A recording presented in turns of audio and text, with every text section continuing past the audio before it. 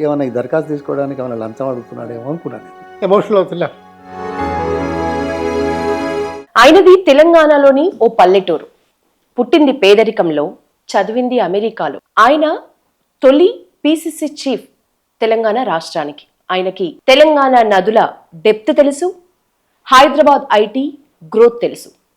గతమంతా ఘనం. ఎన్నో అనుభవాలు, జ్ఞాపకాలు, అవమానాలు, సున్నితత్వాల మేళవింపు ఆశ్చర్యకరంగా ఉంటుంది ఆ మనిషి విషయంలో.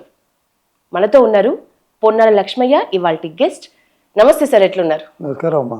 ఎట్లా జరుగుతుంది సార్ డైలీ డైలీ కాదు కాదు కాదు ఈ మీ ముందు చెప్పిన 4-5 వాక్యాలతోటి నాకు భయం వేస్తుంది. సార్ ఎందుకు చెప్పండి? వెల్, మీ అభిప్రాయాన్ని మీ మాటల్లో ప్రజల ముందు ఉంచడానికి మొదట మీ బాల్యం నుంచి వద్దాం సార్. బాల్యం, నలుగురు మీ సిబ్లింగ్స్లో ఫస్ట్ నుంచి మీరే యాక్టివా సార్? యాక్టివ్ అంటే నేను రెండోవాడిని. మా నాన్నగారు నేను 3 సంవత్సరాల వయసులో చనిపోయారు. సో ఒక ల్యాండ్ లార్డ్స్ దగ్గర, అంటే భూస్వాములు దొరలు ఆ రోజుల్లో ఉండేవారు కదా, వారి దగ్గర గుమస్తాగా చేసేది. ఏదో పెద్ద బాల శిక్ష చదువుకున్నాడు కాబట్టి గుమస్తాకు అవకాశం వచ్చింది. ఆ చదువు చనిపోయిన తర్వాత మేము మళ్ళీ మా పెదనాన్న ఊరు పక్కనే అంబాలా అని అక్కడికి పోయినాం. అక్కడ మేము పోయి సంవత్సరం కూడా లేము, మా పెదనాన్న కూడా చనిపోయాడు. అంటే మా మదర్ వాజ్ వెరీ యంగ్, అంటే చాలా యుక్త వయసులో. ఆ రోజుల్లో 14-15 ఏళ్ళకే కదా పెళ్ళిళ్ళు. 4 పిల్లలు ఎవరు 10 ఏళ్ళు మ్యాక్సిమం, అంటే 24-25. సో వాళ్ళకు నమ్మకం, విశ్వాసం కోసం, భరోసా అంటాం కదా, కోసం వచ్చి సరే వాళ్ళ దగ్గర ఏం లేము, వేరే దగ్గర ఉండి కూలినాలు చేసేది.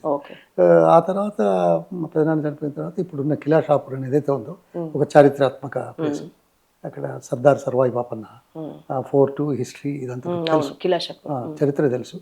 ఈ నేపథ్యంలో అక్కడికి వచ్చిన మా తాత వాళ్ళ దగ్గర ఏం లేవు, వేరే పశువుల కొట్టంలో పెరిగాం.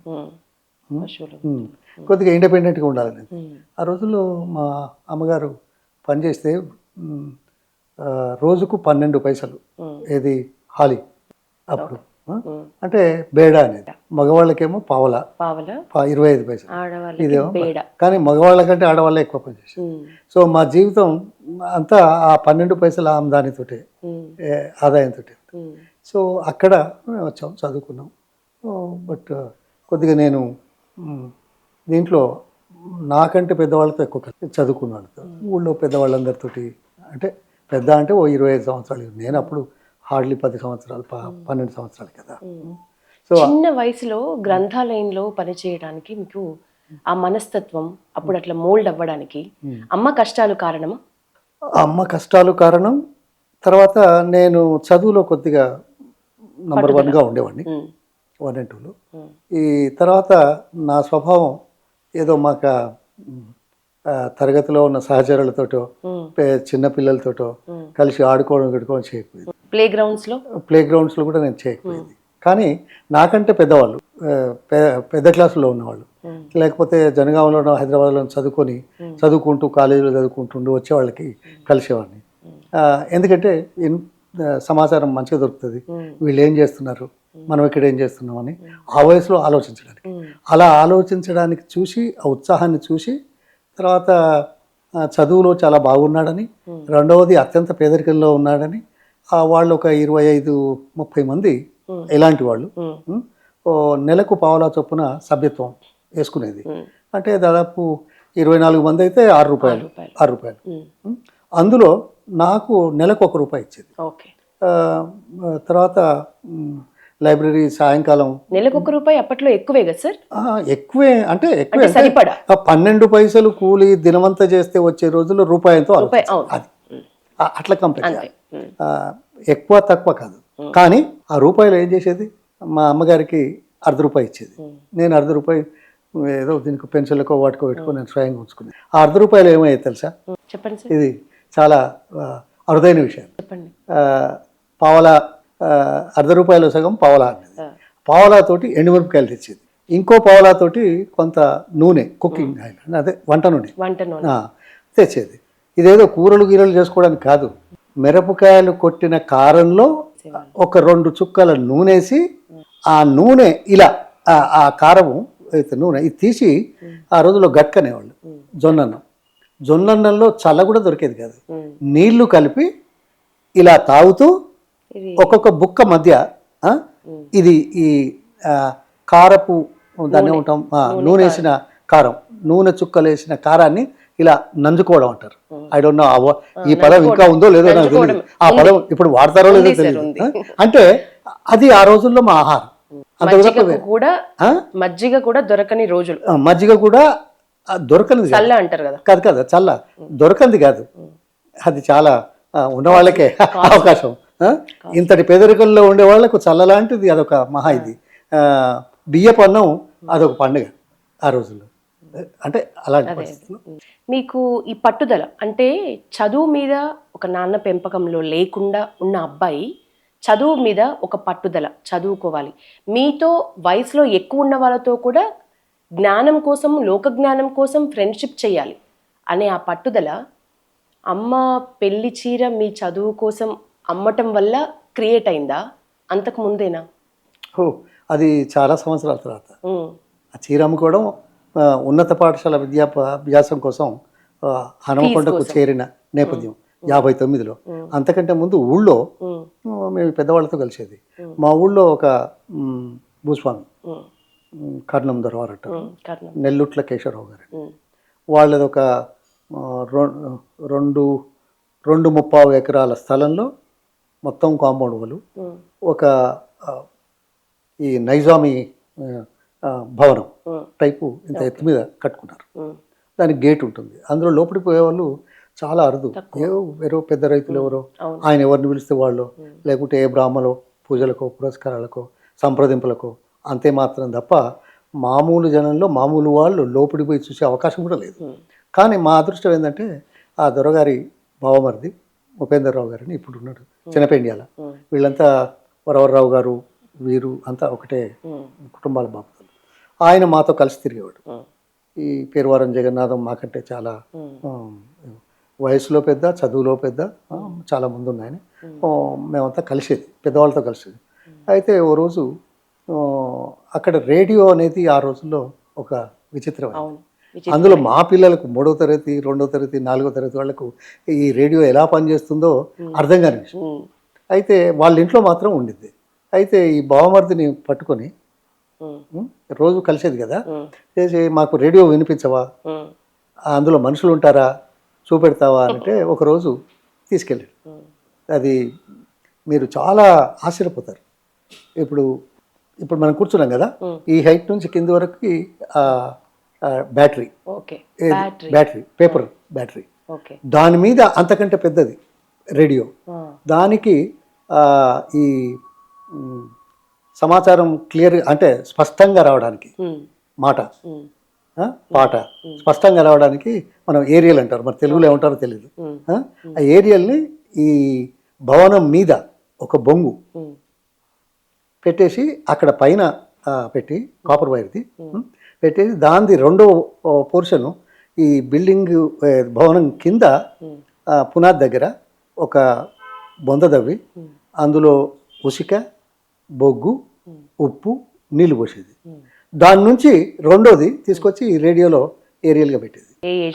రిసెప్షన్ ఏ ఏజ్లో మీరు? అది 54, 55 అంటే దాదాపు 10 సంవత్సరాలు. అది అసలు రేడియో అనేది ఈ గ్రామాలలో కానీ పట్టణాలు కానీ చాలా తక్కువ. గ్రామాలలో అయితే ఎక్కడా లేదు. అది చూసాం మేము, 4 పోయినాం. పోయి చూస్తూ మాట్లాడుతూ ఉంటే అలా తలుపు తీసుకొని వీళ్ళ అక్కగారు, ఇది మన దొరసాని గారు, దొరగారి సతీమణి వచ్చేసి, ఏందిరా ఊళ్ళో పిల్లలంతా ఇక్కడున్నారు అని అంది. ఇంకేమో లే, మేము పరిగెత్తుకొని వచ్చాం. భయపడ్డాం. భయపడి ఆ భవంతి ఎత్తైన ఆల్మోస్ట్ 5 ఫీట్ల ఎత్తు మీద ఉంది. అక్కడి నుంచి మెట్లు దిగి పరిగెత్తి దీన్ని ఏమంటాం, ముఖద్వారం గేటు, అది మూస్తే మనకు లోపల ఏం కనపడదు బయట నుంచి. అది 5 ఫీట్లు 5.5 ఫీట్ల చుట్టూ గోడ, కాంపౌండ్ వాల్ ఉం? ఉంటుంది, లోపల ఏం కనపడదు. ఈ 2.5 ఎకరాల భూమిలో. ఓకే. అయితే బయటకు వచ్చేసి బజార్లో, ఇది ఊళ్ళో ప్రవేశ దీంతో ఉంది. దానికంటే ముందు ఒక చెట్టు ఉంది, దాన్ని ఏమంటారు, అదేదో చెట్టు, చాలా ఏళ్ళు ఉండేది. ఆ చెట్టు దగ్గర కలిసి రాగి చెట్టు, కరెక్ట్. అక్కడి నుంచి ఇక్కడికి జస్ట్ నాట్ ఈవెన్ 100-200 ఫీట్ లేదు. అక్కడి నుంచి ఊరంతా ఉంది. బాజార్లోకి వచ్చి ఈ కాంపౌండ్ వాళ్ళు పక్కన, గోడ పక్కన, ప్రహారీ గోడ పక్కన నిలబడి ఇలా చూశాను బిల్డింగ్, ఈ భవనం. ఇదేమిటి, ఇది చూడ్డానికే ఇంత కష్టం అవుతుంది, మాకెందుకు లేదు, నాకెందుకు లేదు, ఇలాంటి వాళ్ళు కొద్దిమందికి ఎందుకు ఉంది, ఈ అవమానం దేనికి, కనీసం చూడ్డానికి కూడా అదృష్టం నోచుకోలేని పుట్టుక పుట్టామా, చేసిన పాపం ఏంది, పొరపాటు ఏంది, పుట్టుక ఎవరో అనుకొని పుట్టేది కదా, ఎక్కడ ఏ కుటుంబంలో పుడతాం అనేది కూడా నాకు కానీ ఎవరికి కానీ వ్యక్తులకు తెలియదు. ఏ కుటుంబంలో పుడతాం, ఏ కులంలో పుడతాం, ఏ ప్రాంతంలో పుడతాం, పుట్టడమే నేరమని అనుకుంటున్నారా? మరి వీరికి ఎందుకు ఉంది, మనకెందుకు లేదు? ఆగో, అది నా ఎదుగుదలకు సమాధానం చెప్తుంది. అంతకంటే ఇంకేం చెప్పాలా? గమ్మత్ ఏంటంటే, ఇంజనీరింగ్ చదవాలి అంటే అప్పటి వరకు నేను మా ఊరు హనంకొండ తప్ప ఇంకెక్కడికి చూడలేదు జీవితం. ఫస్ట్ టైం దరఖాస్తు ఫారం తీసుకోవడానికి హైదరాబాద్కి వచ్చాను. అప్పుడు ఈ ఎన్ఐటి, దాని ఏమంటే రీజనల్ ఇంజనీరింగ్ కాలేజ్ అంటే నెహ్రూ గారు ఫౌండేషన్ వేసినారు, one of the first engineering college. అక్కడ ఇంకా ప్రాసెస్ మొదలు కాలే, ఇక్కడికైతే ఉంది కదా తీసుకుందాం అని చెప్పి తీసుకొని వచ్చాను. వచ్చిన తర్వాత అది 375 రూపాయలు అడ్మిషన్ ఫీజు. ఆ రోజుల్లో 63లో 375. నేను గ్రంథాలయంలో పనిచేస్తూ ఉంటే అక్కడ రామశర్మ గారని మా ఊరు పెద్ద మనిషి, మంచి బాగా ప్రోత్సహించేవాడు. చదువుకున్నాను, వాళ్ళతో కలిసి ఉండేది కదా. అయితే ఆ ఊళ్ళో షావుకార్ని పిలిచాడు, ఏయ్ సాయన్న, ఈ కురవాడికి 400 రూపాయలు కావాలి, నేను గ్యారంటీ ఇస్తాను. వాళ్ళు ఏదో చిన్న పెంకుటూలు, అప్పటి వరకు పెంకుటూలు తీసుకున్నాం. ఆ పెంకుటూలు పేపరు ఇస్తాడు, నేను సంతకం పెడతాను, నాది పూర్తి బాధ్యత. పెంకుటిల్లు పేపర్ పెట్టినారా? పెంకుటిల్లు పేపరు, తర్వాత రామశర్మ గారి గ్యారంటీ ఆయన చేసి 400 రూపాయలు ఇస్తే 375 రూపాయలు కట్టాను. అట్లా అడ్మిషన్ వచ్చింది. దానికి ఇంకోటి ఉంది, సాధారణంగా అప్పించేవాళ్ళు ఈ గ్యారంటీ చూస్తారు, తర్వాత అది ఇల్లు కూడా ఉంది, మధ్యవర్తి, ఈ రెండు కాదు. ఈ రెండింటికి కారణం ఏంటో తెలుసా? ఆ రోజుల్లో నెహ్రూ గారి టైంలో చాగ్లా గారు దేశంలో ఒక అంటే ప్రోత్సహించడానికి ప్రొఫెషనల్ దీనికి వాళ్ళు స్కాలర్షిప్ పెట్టారు, మెరిట్ కమ్ ఇన్ స్కాలర్షిప్ అని 970 రూపాయలు ఆ రోజుల్లో. అయితే అది ఏదో అప్లై చేసిన తర్వాత వస్తుంది కాదు, ఈ పేర్లన్నీ వాళ్ళు సేకరించి మా 12వ తరగతి ఫలితాలు రాకముందే, అడ్మిషన్ కోసం మేము ప్రయత్నం చేయకముందే పేపర్లలో మా పేర్లు వచ్చాయి, వీళ్ళకి స్కాలర్షిప్ వస్తుంది అని, అంటే యోగ్యులు అని. అది చూపించాం. ఏ అప్పిచ్చే వాళ్ళకైనా అరే 970 రూపాయలు వస్తుంది ఒకటి సంవత్సరం, అంతే కదా, సంవత్సరానికి. అది చాలా ఎక్కువ, అవసరానికంటే ఎక్కువ వాస్తవం. అయితే అది చూపించడం, ఇంటి పత్రాలు పెట్టడం, పెద్ద మనిషి యొక్క మాట సంతకం పెట్టడం వల్ల 400 రూపాయలు వచ్చింది. మరి ఎక్కడ ఉండాలా, మళ్ళీ ఎక్కడ ఉండాలి? స్కాలర్షిప్ వచ్చేది ఎప్పుడో డిసెంబర్, జనవరి, ఫిబ్రవరిలో వస్తుంది, అంతే కదా.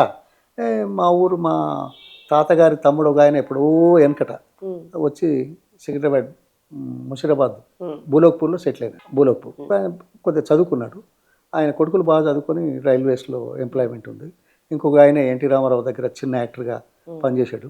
మిగతా వాళ్ళంతా మంచి జాబ్స్ వచ్చాయి, తర్వాత చదువుకున్నారు. కానీ గమ్మత్ ఏంటంటే వాళ్ళకి 14 మంది సంతానం. ఇలాంటి అర్ర ఉంది కదా ఇప్పుడు, ఇది ఇటువంటి 2-3 అర్రలే మొత్తం. అందులో వంటశాల, తినేతందుకు, పడుకునేందుకు, అందరికీ. అగో అక్కడ నన్ను చిన్న తాత, ఆయన మామ అవుతాడు కొడుకు, రేవిడు బాగా చదువుకున్నాడు రా పాపం, మంచిగా ఉన్నాడు, స్కాలర్షిప్ కూడా వచ్చింది, ఉండరా ఇక్కడనే ఏదో వీళ్ళతోడుగా తినిపో. నేను రోజు 5 కిలోమీటర్లు నడిచి వెళ్ళేవాడిని కాలేజీకి, బూలక్పూర్ నుంచి. మా అత్తగారు పాపం అందరికీ తిప్పలు పడి చేస్తే, ఏదో రొట్టె ముక్క చేస్తే చిన్న డబ్బాలో పెట్టుకుని పోయేది లంచ్కి. అంటే 5 కిలోమీటర్లు నడిచిపోయేవాడిని. నడిచి ఇంజనీరింగ్ కాలేజీకి వెళ్ళాను. స్కాలర్షిప్ వచ్చింది, డిసెంబర్ జనవరిలో. సరే వాళ్ళకి చెప్పేసి మళ్ళీ ఇక్కడక్కడ కాదు, యూనివర్సిటీ హాస్టల్లోనే ఉన్నాను మళ్ళీ. ఎక్కడెక్కడైతే ఊళ్ళల నుంచి వెళ్ళి ఉన్నవాళ్ళు వచ్చేవాళ్ళు, అక్కడే అది చరిత్ర. తర్వాత అమెరికా. ఇంకోటి ఏంటంటే మీకు సమయం ఎక్కువ అవుతుంది. పర్వాలేదు సార్, చెప్పండి. ఏంటి అంటే కొద్దిగా మొదటి నుంచి దూరపు ఆలోచనలతో ఉండేవాడిని అని చెప్పాను. ఎందుకు అనేది కూడా చెప్పాను. మాది 5 సంవత్సరాల ఇంజనీరింగ్ డిగ్రీ, 2 సంవత్సరాలు కామను, 3, 4, 5లో మన స్పెషాలిటీ. నేను మెకానికల్ ఇంజనీరింగ్ తీసుకున్నాను. ఆ రోజుల్లో టెలికమ్యూనికేషన్స్, మెకానికల్ ఫస్ట్ ప్రయారిటీ ఉండేది. నేను కావాలని మెకానికల్ తీసుకున్నాను. అయితే నా ఆలోచన ఇంకా పై చదువు చదవాలంటే, అంటే 3వ సంవత్సరం మొదలు కాకముందే అమెరికా వెళ్ళాలనే ఆలోచనతో, చెప్పులు లేని వాళ్ళు, చెరిగిన చొక్కాలు వేసుకునేవాడు, స్కాలర్షిప్ మీద చదివేవాడు చూసి సిటీ నుంచి వచ్చేవాళ్ళు చాలామంది ఉంటారు కదా, పట్టణం నుంచి, బట్టలు గిట్టలు, ఒక చిన్న 2 వీలర్ పెట్టుకుని 3 తిరిగేవాళ్ళు, పోజులు కొడుతూ, క్లాసులు డుమ్మాలు, క్లాసుల్లో లాస్ట్, అంటే అందరి గురించి చెప్తున్నా, ఆ వాతావరణం అట్లా. అయితే నన్ను చూసి ఏమైనా చేసేవాడు, అరే వీడికి చెప్పులే సక్కలేవు, అమెరికా పోతాడట. కానీ ఒక 100 విశ్వవిద్యాలయాలకు అమెరికాలో 3వ సంవత్సరం మొదలైన 6 నెలల్లో దరఖాస్తులు పెట్టిన చరిత్ర నాది. అందరూ షాక్ తినేవాళ్ళు, ఏంది విడిపించాడు, ఏమో పోతాడట. అక్కడ యుఎస్ ఇన్ఫర్మేషన్ సెంటర్ అని ఇక్కడ హైదరాబాద్లో ఉండేది, అక్కడ పోయి కూర్చొని చూసేవాడిని ఎక్కడెక్కడ. కానీ అదృష్టం చూడండి, ఇంకా 2.5 సంవత్సరాలు ఇంజనీరింగ్ పూర్తి అవుతుందనే సమయంలో నాకు 4 యూనివర్సిటీల నుంచి అడ్మిషన్ వచ్చింది, subject completing in first class. నాకు ఓక్లహామా స్టేట్ యూనివర్సిటీ అని చాలా పెద్ద యూనివర్సిటీ, స్టేట్ యూనివర్సిటీ ఫండెడ్. అంటే ఇక్కడ పోవడానికి నాకంటే సీనియర్లు 1-2 పోయినారు కాబట్టి నాకు పరిచయం అట్లా ఇది. అయితే 2.5 సంవత్సరాల ముందు అడ్మిషన్ వచ్చిన చరిత్ర మరి ఎవరికి ఉందో నాకు తెలియదు, ఎవరికి ఉందో నాకు వచ్చింది, దాన్ని పెట్టుకున్నాను. మరి ఎట్లా పోవడం, ఎట్లా అవకాశాలు వస్తున్నాయి. అదే ఫైనల్ ఇయర్ అయిపోయింది, 5వ సంవత్సరం అయిపోయింది. రిజల్ట్స్ రాకముందే నేను ఏం చేశానంటే, మాకు లెటర్ పత్రం ఉంది కదా, ప్రవేశ పత్రం, అడ్మిషన్ లెటర్ ఉంటే అది పెట్టి నేను దేశంలోని ట్రస్ట్లన్నిటికీ అప్లై చేసి నేను చదువుకుంటాను లోన్స్ కోసం. లేకుంటే వాళ్ళు ట్రస్ట్లు ఇచ్చేది. అందులో నా అదృష్టం నిజాం ట్రస్ట్ ఫండ్ అప్పుడు ఉండే, వాళ్ళు అమెరికా పోవడానికి పేద పిల్లలకి ఎయిర్ ఫేర్ ఇచ్చేవారు, విమాన ఖర్చులు. 5,000 ఒక 100, 4,900 1 వే ఒకవైపు. మరి పోతే అక్కడ చదువుకోవడం ఎట్లా? నేను బ్యాంకుల్లో అప్లై చేశాను. నేను 2వ అభ్యర్థిని, సిండికేటు బ్యాంకు ఆంధ్రప్రదేశ్ రాష్ట్రంలో 5,000 రూపాయలు ఇచ్చారు, స్కాలర్షిప్ కాదు, లోన్, మళ్ళీ రీపేమెంట్. అది కూడా ఎట్లా తెలుసా, ఇదొక చరిత్ర గమ్మత్తు ఉంటుంది. నేను కొద్దిగా మామూలు డ్రెస్సు, నెక్కరు ఏదో ఉండి, నా ఏది ప్రవేశ పత్రం, అడ్మిషన్ లెటరు, నా తర్వాత డిగ్రీ మార్కులు, సర్టిఫికేట్ అది తీసుకొని నిజాం సిండికేట్ బ్యాంక్ ఎక్కడ మోహన్జాయ్ మార్కెట్లో మూల మీద ఉండేది, ఇప్పుడు ఉందో లేదో తెలియదు. ఆయన పాపం పురోహిత్ అని కర్ణాటక బ్యాంకరు, చాలా. నేను పోయి ఆయన క్యాబిన్ ముందు నిలబడ్డాను, చూశాడు. వాళ్ళు ఏదో ఉంటారు కదా, పోయి ఇలా వచ్చాడు, మిమ్మల్ని కలుస్తాడు, ఎందుకు అని అడిగినట్టుంది. ఏదో అమెరికాకు అడ్మిషన్ వచ్చింది, చదువు కోసం లోన్ కావాలట. నేను ఒక్కనే, నా ఎంబడి ఎవరిని తీసుకోవాలి, నేనే వెళ్ళాను. చూశాడు, కొద్దిగా ఆశ్చర్యపడ్డాడు, ఏంది కుర్రోడు, ఏంది ఎవరు లేరు, ఒక్కడే వచ్చాడు, పిలిచాడు. నా మార్కులను, ఈ ప్రవేశ పత్రం 2.5 సంవత్సరాల కింద చూశాడు, చాలా ఇదైనాడు. నేను కింద చూసి, నీ దగ్గర ఒక 20 రూపాయలు ఉన్నాయి అన్నాడు. నాకు భయమైంది, నా దగ్గర 20 లేదు, 5 ఉన్నాయి. ఎందుకు అడుగుతున్నాడు అబ్బా, ఏమన్నా ఈ దరఖాస్తు తీసుకోవడానికి ఏమైనా లంచం అడుగుతున్నాడేమో అనుకున్నాను నేను. అంటే మనం సమాజంలో జరుగుతున్నది ఇంతో అంతో కొంత తెలిసినవాడిని కాబట్టి లేవన్నాను.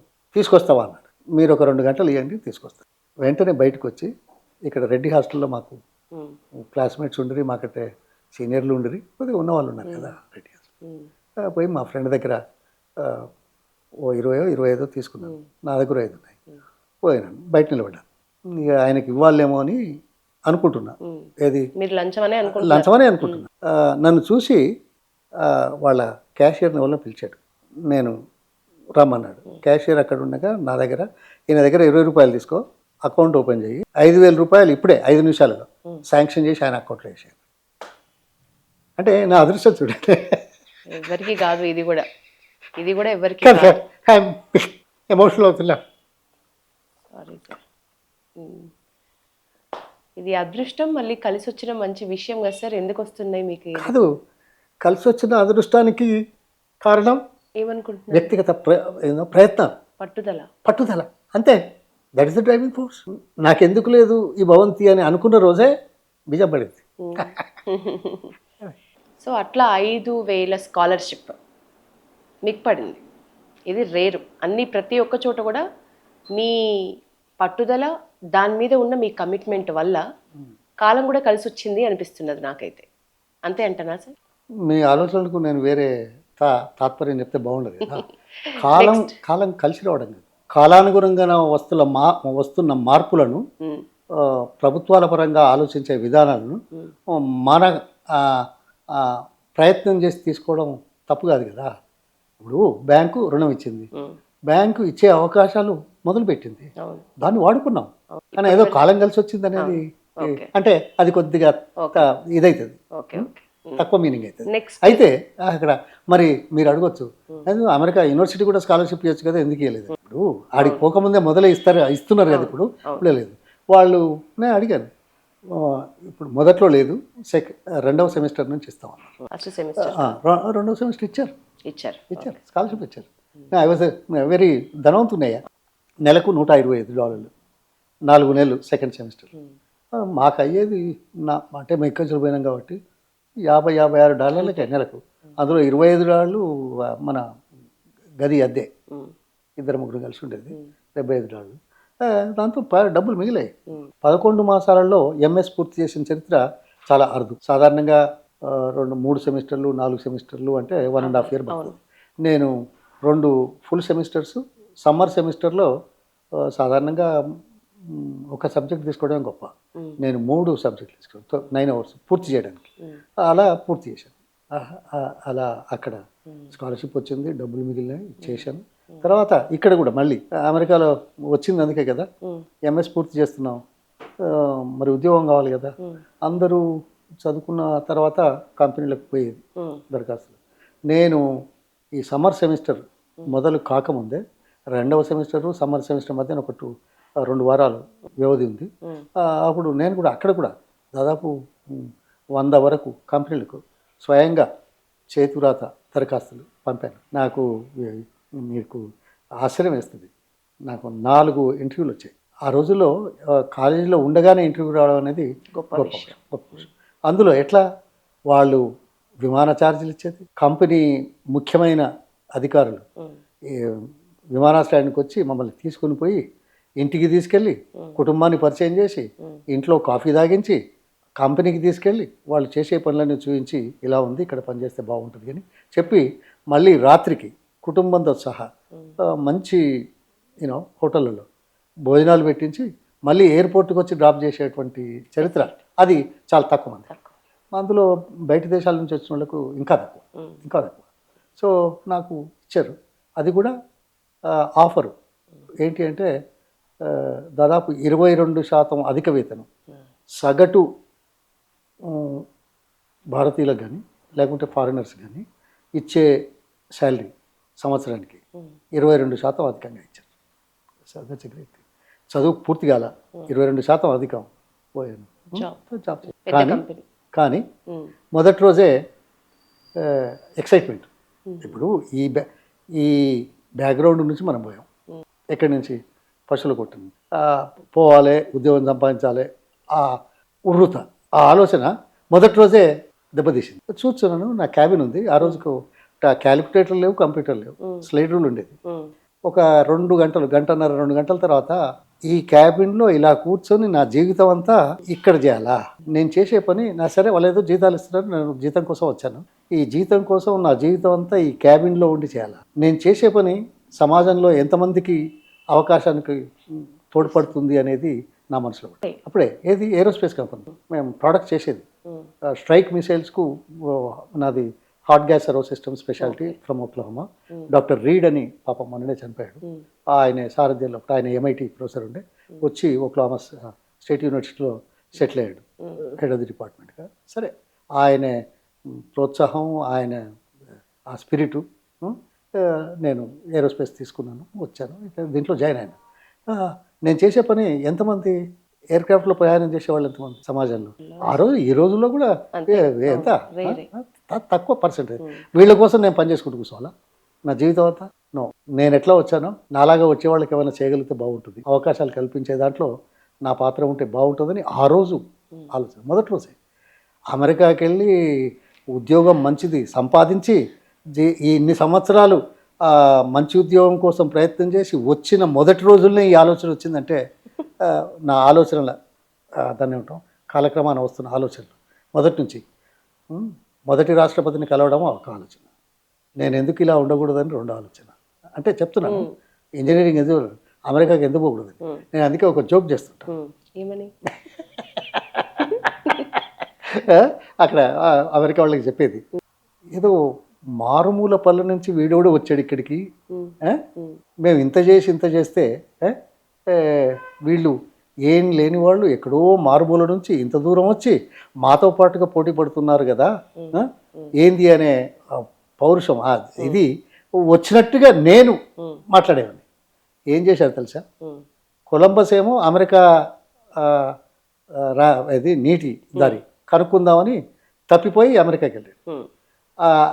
అక్కడ తీరంలో ఆ మనుషులను చూస్తే ఎర్రగా ఉన్నారు. ఆయన ఇండియాకి వద్దామని చెప్పేసి అమెరికాలో పడ్డాడు. అందుకే రెడ్ ఇండియన్స్ అని పేరు పెట్టాడు. అంతే కదా చరిత్ర. 14వ శతాబ్దం 13వ శతాబ్దం whatever it is, history is there. నేను వచ్చాను అని చెప్పేవాడిని, ఇలా బ్యాక్గ్రౌండ్ అని తెలుసుకున్నారు. అందుకే నేను అమెరికాలో అడుగుపెట్టిన 6 మాసాలకే అమెరికా ప్రజలు అమెరికా ప్రభుత్వం రేషపడి నీల్ ఆర్మ్స్ట్రాంగ్ను చంద్రమండలం పంపించింది. అరే బాబు నువ్వు ఇక్కడ దాకా వచ్చావు కానీ మేము అక్కడికి పంపిస్తున్నావు అని. అంటే నేను జోక్ చేసేది, అంటే ఓన్లీ ఫర్ పరిహాసం కోసం. అంటే మనం ఇక్కడి నుంచి ఎక్కడికి పోతే గొప్ప అనుకుంటున్నాం కదా, మీరేం గొప్పనయా, మేము ఇంకా గొప్పలను చూడు, మా మనిషి చంద్రమండలం పంపించావు అంటున్నారు, ఏం చేయాలయా, మనమైతే పోయేటట్లేదు కదా అని మళ్ళీ అంటు.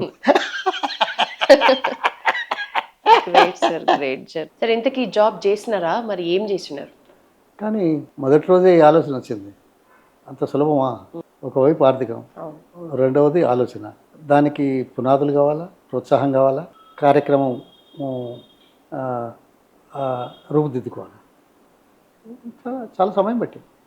నేను దేశానికి తిరిగి వచ్చి చూడాల అనుకున్నప్పటికీ కూడా 5.5 సంవత్సరాల తర్వాత మొదటిసారిగా రావాలి.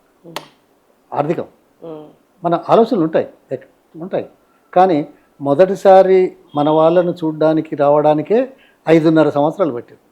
5.5 సంవత్సరాలు పెద్ద పెద్ద కంపెనీస్లో చేసినారా సార్? ఒకటే కంపెనీ? లేదు, నేను 3 కంపెనీలు చేశాను. 3వ కంపెనీలో దాదాపు ఎక్కువ కాలం 7-8 సంవత్సరం.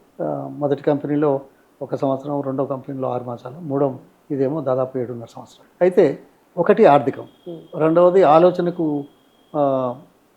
కార్యరూపం దాల్చడానికి అన్నీ ఉండాలి కదా. ఆర్థికంగా ఉండాలి, ఆలోచనలు అమలవుతాయా లేదా చూడాలి. ఇది అయితే వచ్చాను, చూశాను.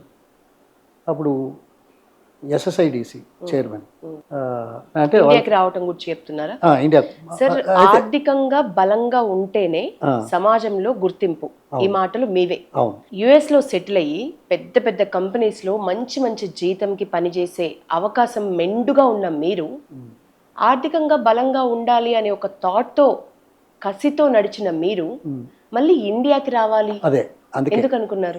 నేను అందుకే మొదటి రోజే అన్నాను కదా, ఆర్థికంగా ఉంది కానీ నాలాంటి వాళ్ళు ఎందరో మందికి అవకాశాలు కల్పించగలుగుతామా అనే ఆలోచనతో, ఇంకెంతోమంది ఇలా రావచ్చు కదా, దానికి మనమేమైనా చేయాలనే ఆలోచనతో ఉన్నవాడిని మొదటి రోజే అని చెప్పాను. ఆ విషయంలో ఆలోచిస్తూ ఇక్కడ సంప్రదిస్తూ చూశాను. నాగార్జున స్టీల్స్ కంపెనీ, అందులో పనిచేసేవాళ్ళు పరిచయం వారు, మాట్లాడాను. నేను ఇక్కడికి వచ్చి ఎవరితో కలిశాను?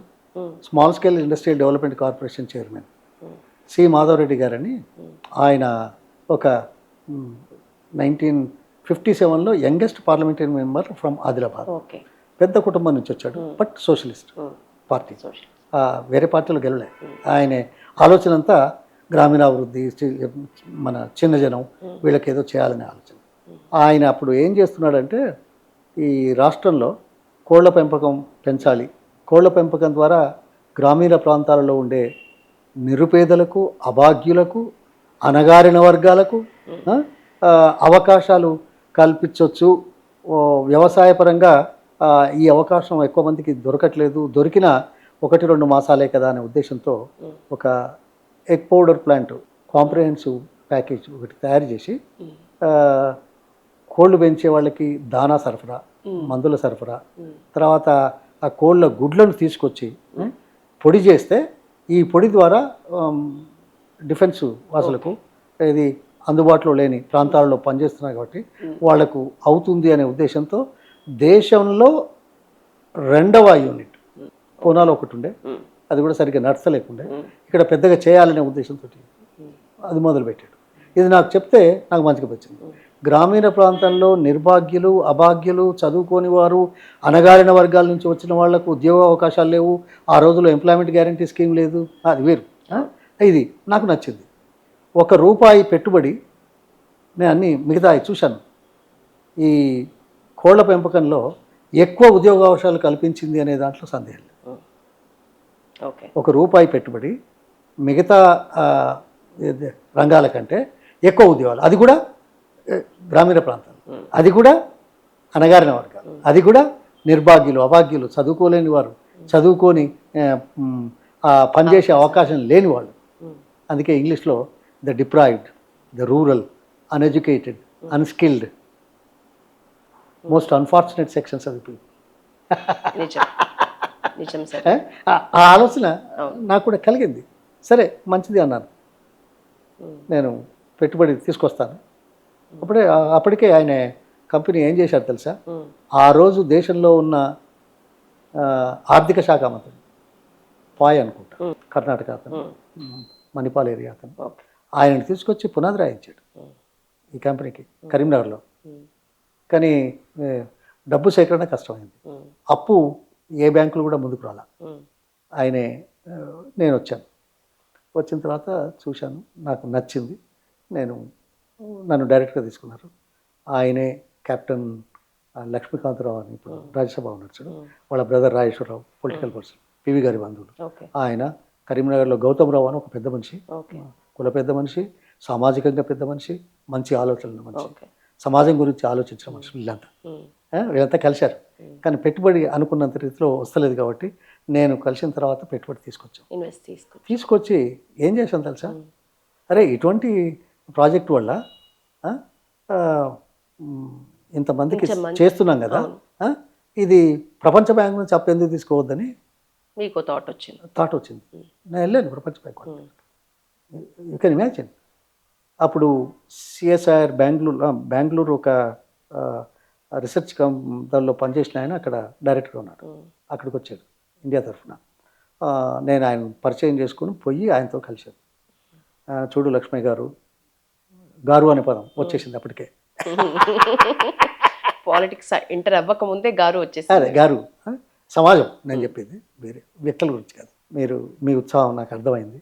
కానీ ప్రపంచ బ్యాంకు రుణాలు కావాలంటే రాష్ట్ర ప్రభుత్వాలు తమ ప్రతిపాదనలను కేంద్ర ప్రభుత్వాన్ని పంపాలి. కేంద్ర ప్రభుత్వం పంపిన ప్రతిపాదనలు మాత్రమే మేము చూస్తాము. వ్యక్తిగా అంటే ఏంది ఒక్కొక్క వ్యాపార సంస్థలకు ఇండివిజువల్గా లేకుంటే నేరుగా ఇచ్చేది ఇప్పటివరకు అయితే లేదు. ఇప్పుడు ఏమైనా ఉందో నాకు తెలియదు, అది వేరు అని అంటే నేను తిరిగి వచ్చి చెప్పిన తర్వాత ఈ ప్రభుత్వంలో కార్యక్రమాలు ఎట్లా అవుతాయో మనకు తెలుసు. పోయింది రాష్ట్రం నుంచి దేశానికి, దేశం నుంచి ప్రపంచ బ్యాంకుకు. ఈ పరిస్థితుల్లో చాలా ఆలస్యం అవుతుంది, ఇది అయ్యేది కాదు అనేది వాళ్ళ మనసులో పడి, సరే మనమే పోదాం ఐడిబిఐకి పోయాం, మాట్లాడాం. నేనున్నాను, ఎందుకు ఇవ్వకూడదు? స్వయాన దేశ ఆర్థిక శాఖ మంత్రి పునాది రాయేశాడు. ఇది ఒక విప్లవాత్మకమైంది. దేశంలో రెండవది ఇంత పెద్ద ఎత్తున ఎవరు రావట్లేదు. సరే మీరేమో వ్యాపార దృష్టితో చూస్తారు, మేము వ్యాపారం ఏ రకంగా సమాజానికి ఉపయోగపడాలనే దాంతో ఒక లక్ష్యంతో వచ్చాం. మీరు చేయాలి అంటే వాళ్ళు ఒప్పుకోలే. మేమే ఇక పెట్టి చేసాం. అయితే అది నేను అక్కడ 2 సంవత్సరాలు కరీంనగర్లో ఉన్నాను. ప్రతిరోజు ఈ దానా తయారు చేయడం, కోళ్ళను పెంచడం, పెంపకదారుల దగ్గరికి పోవడం, ప్రోత్సహించడం, ఇవన్నీ చేసి ఉంది. మా ఫలితాల వల్లనే అప్పుడు బివి రావు గారు అని వచ్చారు పూనా. ఆయన ఇంజనీరింగ్ ఇక్కడ ఉస్మానియాలో ఒక కాంపౌండర్గా పనిచేసేవాడు. ఇక్కడ ఒక యాదవ్ ఫ్యామిలీ హైదరాబాద్. ఆయన వచ్చినప్పుడు, ఆయన అక్కడ పనిచేస్తున్నప్పుడు ఆయనే ప్రపంచ బ్యాంకు ఒక వ్యక్తిని ఇక్కడికి పంపించింది. పేరు ఇప్పుడే చెప్తాను. ఇది పౌల్ట్రీ డెవలప్మెంట్ ఇన్ ఇండియా, జనాభా పెరుగుతున్నది లేదు అని. ఆయన వచ్చి ఇక్కడ మోడల్ పౌల్ట్రీ ఉస్మానియా క్యాంపస్లో, అప్పుడు వెటర్నరీ కాలేజ్ ఇక్కడ ఉంది, ఆయన దగ్గర పనిచేసిన ఆయనకు అది చేశారు, రైట్ ఇచ్చారు. ఈయన పోతూ పోతూ డాక్టర్ మూర్ అనుకుంటా ఆయన పేరు. ఆయన ఇండియా నుంచి పోతూ పోతూ ఆయనను మంచి కుర్రోడు అని పూనాలో ఉన్న హ్యాచరీలో సూపర్వైజర్ పదవి ఇప్పించాడు. ఆయన అక్కడ పనిచేశాడు, మేనేజర్ అయ్యాడు, జనరల్ మేనేజర్ అయ్యాడు. అది వేరు. ఎప్పుడైతే బ్యాబ్కాక్ అనే సంస్థ ఈ దేశంలో అడుగుపెట్టాలనుకున్నదో, అది number 1 in the world egg layers.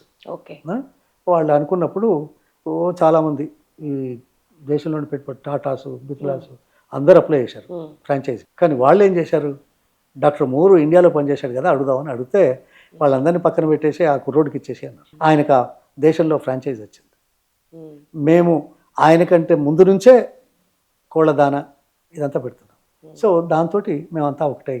ఈరోజు లక్షలాది ఉద్యోగాలు, లక్షలాది కోళ్ళ ఫారాలు, స్థితిగతులు మెరుగుపడ్డాయి. తెలుసా, అప్పుడు 24 కోడిగుడ్లు ప్రతి సంవత్సరం సగటు వినియోగం అప్పుడు అవకాశం ఉండేది. అది కూడా ఆంధ్రప్రదేశ్ నుంచే. ఈ దేశంలో ఇంకా తక్కువ, 18-19 ఉండే. ఇది ఇవాళ ఎంత ఉందో తెలుసా, ఉమ్మడి రాష్ట్రంలో 400 గుడ్లకు పైకి వెళ్ళింది. 24 గుడ్లున్న తలసరి వినియోగం 400 పైది. అందులో తెలంగాణలో ఇంకా కొద్దిగా ఎక్కువ ఉంది, ఆంధ్రలో కొద్దిగా ఎక్కువ ఉంది, ఇక్కడ ఎక్కువ ఉంది. అంటే 6. అందుకే మమ్మల్ని సంస్థలు గుర్తించాయి. పౌల్ట్రీ లెజెండ్స్ ఆఫ్ ఇండియా అని మా 10 మందికి ఏదో అవార్డ్స్ కూడా ఇచ్చారు, గుర్తించి. అది వేరు, అదేదో చెప్పడానికి నేపట్ల. దేశమంతా కలిపితే ఈ రోజు వరకు కూడా 80-84 గుడ్లే తలసరి వినియోగం. మరి ఆంధ్రప్రదేశ్, తెలంగాణలో 400 వరకు వచ్చింది. అంటే మీరు అదే దీనివల్ల అదేదో పెరిగింది, సంపద పెరుగుతున్నది వేరు. కానీ ఎంతమందికి అవకాశాలు దొరికే ఆలోచన. నేను మొదటి రోజే ఉద్యోగంలో ఏమనుకున్నాను, ఆలోచనలకు అంకురార్పణ చేస్తే, ఆ దిశలో పనిచేస్తే, దానికి అనుకూలంగా ఉండే వాళ్ళతో పరిచయాలు పెంచుకోవడం ఒకటైతే, ఆ పరిచయాలతోటి ముందుకెళ్ళడం మరొకటి. లేకపోతే అన్నిటికంటే గొప్ప విషయం సార్, ఇప్పుడున్న జనరేషన్లో 10వ తరగతి దాటిన పిల్లోడికి ఇంటర్లో ఏం తీసుకోవాలో కూడా అవగాహన ఉండని రోజులు. ఇంటర్లో ఏ సబ్జెక్ట్ తీసుకోవాలి కూడా. అట్లాంటి మీరు ప్రతి చోట ఒక స్కీమ్ కానీ, ఒక లోన్ కానీ, ఒక స్కాలర్షిప్ కానీ, ప్రభుత్వం ఇస్తున్న వసతులు మనం ఒడిసి పట్టాలంటే ఏం చేయాలి అనే నాలెడ్జ్ మీరు సంపాదించుకోవటం, మీరు దాన్ని గెయిన్ చేయటం, అది గొప్ప విషయంగా కనిపిస్తుంది. అది మీరు గొప్ప అనండి, ఏమన్నారండి, మన లక్ష్యానికి ఏం చేయాలనే దాని మీద ఆలోచించడం ప్రతి వాళ్ళది ఉండాలి. దానికి అనుకూలంగా ఏమేమి ఉన్నాయి, అందుబాటులో ఏమొస్తున్నాయి, అందుబాటులో తీసుకురావడానికి ఏం చేయాలి, ఎవరితో పరిచయాలు పెంచుకోవాలి, ఇవన్నీ దాన్ని ఇంగ్లీష్లో అంటే part of process. So the driving force, that's what it is. ఉన్నాయి, కానీ మనం తెచ్చుకోవాలి కదా. ఇంత జీలున్న మీరు అప్పట్లో రాజకీయం అంటే సర్వీస్ ఓరియంటెడ్గా ఉండేనా? మీరు రాజకీయాల్లోకి వచ్చిన తొలి రోజుల్లో కరెక్ట్ వచ్చారు, అందుకే మీరు రాజకీయాల్లోకి రాజకీయాల ముచ్చట వచ్చింది కాబట్టి 1973 అనుకుంటా పివి గారు ముఖ్యమంత్రిగా పనిచేసి మధ్యలో గ్యాప్ వచ్చింది, అమెరికా వచ్చాడు. ఎందుకంటే ఆయన కూతురు సరస్వతి, అల్లుడు ఇద్దరు డాక్టర్లే, నాకంటే జూనియర్స్. మేమంతా కలిసేవాళ్ళం న్యూయార్క్లో. నేను న్యూజెర్సీలో ఉన్నా, వాళ్ళు న్యూయార్క్లో ఉన్నా, కలిసేవాళ్ళం. అయితే వారు వచ్చారు కదా అని చెప్పేసి నేను పిలిచాను, ఆహ్వానించా. వాళ్ళిద్దరు నాకు మొదటి నుంచి పరిచయం కాబట్టి ఓ రోజు సాయంకాలం భోజనానికి ఒక 7-8 మంది ఫ్యామిలీస్ పిలిచి కూర్చున్నాం. తర్వాత 2 రోజులు ఆయన ప్రాంతం చూపించాం. అది ఒక జీవితంలో ఒక నిర్దిష్టమైన ఆ, ముద్ర పడ్డది. రాజకీయాలు, ముఖ్యమంత్రి, రాష్ట్రం. ఆయనకు భోజనం పెట్టి నేను ఎవడిగాని తెలుసా? అదే మనది వ్యవసాయక రాష్ట్రం పివి గారు. కానీ పారిశ్రామికంగా ఉద్యోగాలు రావడానికి మీరు ఏం చేయగలిగినారు, ఏం ఆలోచించారు? భోజనానికి పిలిచి ఈ ప్రశ్న మన మనసులో, రాదు. మన జీవితంలో రావుడు కాదు కాదు మనం ఎలా ఆలోచిస్తున్నామో తెలుసుకోమని కోరుతాం. ఇంకెన్నో మాట్లాడతాం. కానీ ఒక ముఖ్యమంత్రిని, ఒక ప్రజానాయకుడిని, ఆ స్థాయికి వచ్చిన అతన్ని అడగడం తప్పు కాదు కదా. ఆయన కోణంలో ఏం ఆలోచించాలో తెలుసుకోవడం తప్పు కాదు కదా. కానీ అది ప్రాధాన్యత అని గుర్తించినవాడిని నేను. ఆ దిశలోపట ఏం చేయగలిగింది ప్రభుత్వం అని తెలుసుకోవడం కూడా ఆ దిశలో మనం ఆలోచిస్తున్నాం అని చెప్పడానికి. ఇప్పుడు కింది నుంచి మీద దాకా ఇప్పటిదాకా నేను చెప్తున్న ఆలోచన అందులో భాగమే. అవును. అడిగితే అంత సులభంగా లేదు.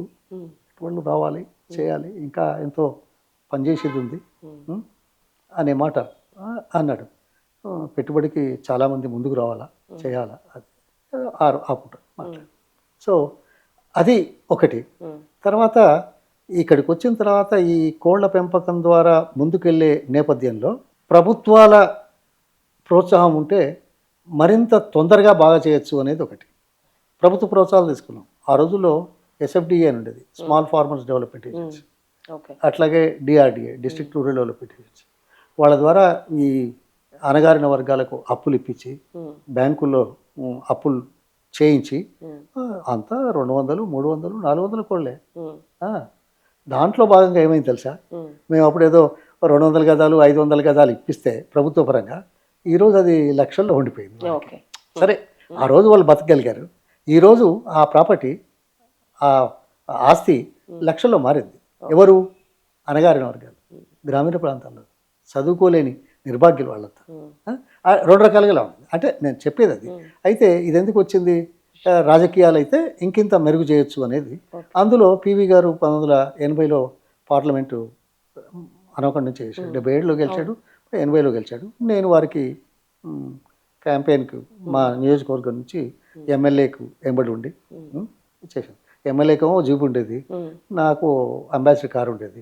ఈ రెండే వెహికల్స్ 1980లో మొత్తం పార్లమెంట్లో తిరగడానికి. అట్లా 84 కూడా చేసాం. అది ఒక ఊపు అందుకున్నది. అయితే రాజకీయంలో ఉండడానికి ఆస్కారం అడిగాం. అడిగితే 85లో మాత్రం నాకు అవకాశం వచ్చింది కాంగ్రెస్ పార్టీ. తొలి గురువు అంటే ఎవరు చెప్తారు సార్ రాజకీయాల్లో? రాజకీయాల్లో తొలి గురువు ఉన్నాయి యాక్చువల్లీ పివి గారే. వారితో 73లో, అంతకుముందు 1963, 64లో నేను 55లో పుట్టిన మొదటి రాష్ట్రపతిని చూడాలని కొరకుతో చూసిన వాడిని. అప్పుడు వాజ్పేయి గారు వరంగల్ వచ్చారు, జనసంఘ్ సభ్యుడు. I remember it was 61 or 62, somewhere around that. I don't remember. I had to look back into that. High స్కూల్లో ఉన్నాను. ఆయన జీపులో వెళ్తూ ఉంటే మేము వెనకాల పరిగెత్తుకున్నాం. ఆయన మాట్లాడుతుంటే చాలా శ్రద్ధగా, ఆయన ఉపన్యాసం ఎలా ఉంటుంది దేశంలో ఇప్పటికీ ఎప్పటికీ, అది చారిత్రాత్మకం. ఆయన ఉపన్యాసం వినడానికి ఉత్సాహం ఉండి ఆయన జీపు వెనకాల పరిగెత్తుకుంటూ పోయాం. ఏది ఉపన్యాసం మైదానానికి. అంటే అది అలా వచ్చింది అంటున్నా. Thank you so much sir, మీ అమూల్యమైన టైంని మాకు ఇచ్చినారు.